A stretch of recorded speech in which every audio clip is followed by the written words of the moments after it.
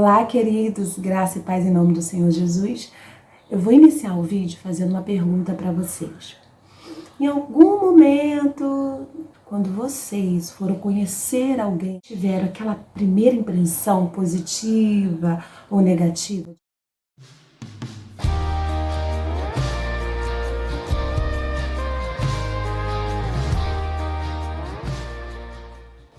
Sim, né? Todos nós temos uma pré-concepção de alguém. Não conhecemos direito aquela pessoa, mas aquele primeiro momento ali a gente já faz uma análise da pessoa e ali a gente já meio que rotula a pessoa. Ela é boa, ela é antipática, ela é metida. Eu mesma, nossa, faço muito isso. O Senhor, Ele tem aberto os meus olhos para essa questão. O que me deixa encantada na palavra de Deus é que a todo momento, além dela mostrar a postura dos servos de Deus, como estes eram tementes a Deus, o amavam, faziam a sua vontade, ela também mostra essas mesmas pessoas, esses servos fiéis, com seus erros e suas falhas. Eu acredito que ele mostra os dois lados para que a gente entenda que todos nós somos pecadores.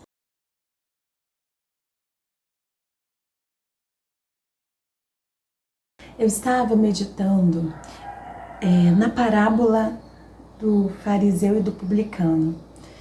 E ali o Senhor Jesus Cristo, ele relata que dois homens foram orar no templo. Um era fariseu e o outro era publicano. O fariseu era um religioso daquela época que seguia a Torá, que são os 5 livros da Bíblia, do Antigo Testamento. Gênesis, Êxodo, Levítico, Números e Deuteronômios. E o publicano, ele era um cobrador de imposto. E quando eles foram ali e estavam fazendo sua oração, o fariseu, em pé, ele orava no íntimo dizendo: Deus, eu te agradeço porque não sou como os outros homens, ladrões, corruptos, adúlteros, nem mesmo como este publicano. Começou a falar o que ele fazia. Eu jejuo 2 vezes por semana e dou o dízimo de tudo quanto ganho. Mas o publicano, ele ficou distante e ele nem ousava olhar para o céu. E ele batia no peito e dizia: Deus, tenha misericórdia de mim porque sou pecador. Se formos olhar os dois, o fariseu e o publicano, a gente vai pensar: nossa, o fariseu não adulterava, ele não roubava, ele jejuava e ainda por cima dava os dízimos. E o Senhor, Ele mostra o tempo todo na Tua palavra que Ele olha o coração. Lembra o que Ele falou para Samuel? Quando Samuel foi lá para ungir o rei, e aí vinham os irmãos de Davi e ele pensava: deve ser esse, porque ele é assim, por causa do porte dele. E Deus falou que para ele: Samuel, vocês olham diferente, eu olho o coração, eu olho o íntimo, uma coisa mais ou menos assim. E meditando mais ainda na palavra, o Senhor me fez lembrar, trouxe à minha mente o rapaz que era muito rico e chegou diante de Deus e falou: Senhor, o que eu devo fazer para herdar o reino dos céus? Aí o Senhor falou: olha, você deve honrar pai e mãe, você deve... Aí foi falando para ele o que ele deveria fazer, ele falou: Senhor, tudo isso eu tenho feito. Aí o Senhor virou e falou: mas falta-te uma coisa, venda tudo o que tem e dê aos pobres, depois siga-me. E o rapaz saiu dali entristecido, porque faltava algo. Aos nossos olhos, esse rapaz, nossa, olha, um rapaz bom, que honra pai e mãe, um rapaz que obedece às leis, mas ainda faltava uma coisa. Aquele rapaz, ele estava preso aos bens materiais, ele estava preso às suas riquezas. E o Senhor, ele sabia disso. Temos que ter o cuidado, porque é uma linha reta, e se eu desviar um pouquinho para a direita ou um pouquinho para a esquerda, eu saí da vontade de Deus.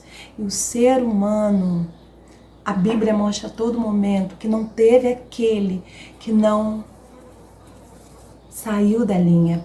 Davi, que era um homem segundo o coração de Deus, o que aconteceu com Davi? Ele observou Betseba ali, da onde ele estava, e ele a desejou, e ele a teve, ele utilizou do seu poder, da sua autoridade, para poder ter aquela mulher, uma mulher que era casada, que era esposa de um dos seus soldados. E para piorar essa situação, ela engravida, e ele, para tentar encobrir o seu erro, ele tenta fazer com que o esposo de Betseba tenha intimidade com ela, para achar que aquela gravidez ali, aquele bebê era dele. Não acontece como Davi planejou. E aí, para ele eliminar o problema de vez, ele coloca esse soldado, à frente ali da batalha, para que esse pudesse ser morto. Deus não deixou de repreender Davi. E Davi, quando foi repreendido, ele reconheceu na hora o seu erro e ele se arrependeu. Ele quebrantou seu coração, ele rasgou o seu coração e ele se humilhou diante de Deus. O Senhor o perdoou, mas houve consequência desse ato que Davi fez na vida da família dele.